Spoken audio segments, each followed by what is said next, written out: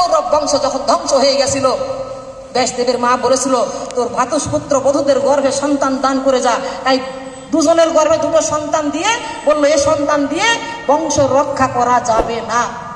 তাই ওই বাড়ির দাসীর গর্ভে একটা সন্তান দিয়ে বললো মাগো এই গর্ভে যে সন্তান আসছে মাগো এই সন্তান আর কেউ না মা, এই সন্তান আসছে কৃষ্ণ ভক্ত বিদুর।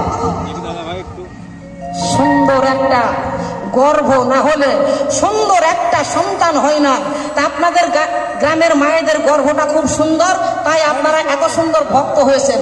বাবার গুণে সন্তান হয় না, সন্তান হয় মায়ের গুণে। বাবা এতটুকু দিয়েই খালাস, ব্যাস।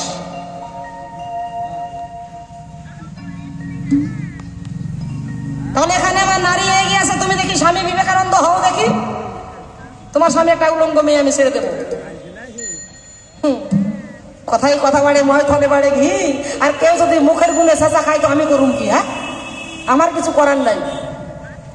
তোমাদের মতো মানুষ